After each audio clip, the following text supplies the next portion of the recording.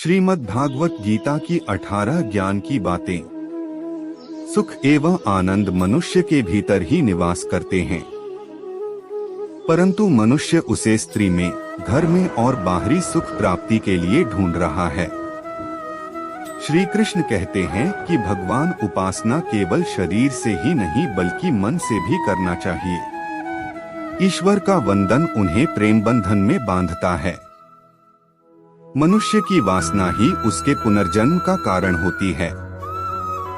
मनुष्य इंद्रियों के अधीन है, इसलिए उसके जीवन में विकार और परेशानियां आती हैं। मनुष्य के अंदर धैर्य, सदाचार, स्नेह और सेवा जैसे गुण सत्संग के बिना नहीं आते हैं। श्री कृष्ण कहते हैं, जिस प्रकार शरीर से वस्त्र मैल होने पर बदलते हैं, ठीक उसी प्रकार मन में यानी हृदय में मैले होने से उसे निकाल देना चाहिए। जवानी में जिसने ज्यादा पाप किए हैं, उसे बुढ़ापे में नींद नहीं आती है, उसे वह पश्चाताप में बिताते हैं। भगवान ने जिसे संपत्ति दी है, उसे गाय रखकर सेवा करनी चाहिए, इससे भगवान प्रसन्न होते हैं। जुआ, मदिरापान, परस्त्री गमन, अनैतिक संबंध, हिंसा, असत्य, मद, आसक्ति और निर्दयता, इन सब में कलयुग का वास है, इसलिए इसका और एक नाम है घोर कलयुग। अधिकारी शिष्य को यानी जो ज्ञान प्राप्त करने में परिश्रम करते हैं, उसे सद्गुरु, अच्छा गुरु अवश्य मिलता है।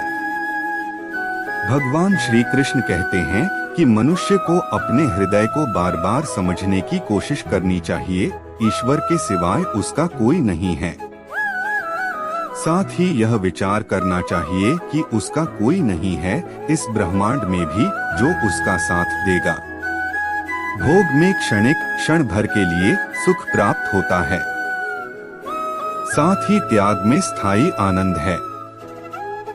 श्री कृष्ण कहते हैं कि सत्संग ईश्वर की कृपा से मिलता है, परंतु कुसंगति में पड़ना मनुष्य के अपने ही विचारों के कारण होता है।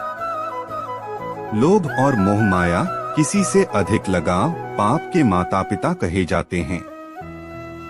साथ ही लोभ पाप का बाप ही है। श्री कृष्ण कहते हैं कि स्त्री का धर्म है कि रोज तुलसी और पार्वती का पूजन करें, इससे उनकी सुख समृद्धि हमेशा बने रहते हैं। मनुष्य को अपने मन और बुद्धि पर हमेशा विश्वास नहीं करना चाहिए, क्योंकि ये बार बार मनुष्य को दगा देते हैं।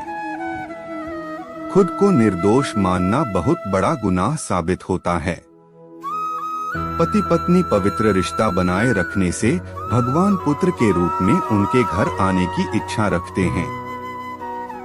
भगवान इन सभी कसौटियों पर कसकर जांच परख कर ही मनुष्य को अपनाते हैं। इसलिए मन में गलत विचार नहीं रखना चाहिए। सदैव आप किसी के साथ प्रेम भाव से रहना चाहिए।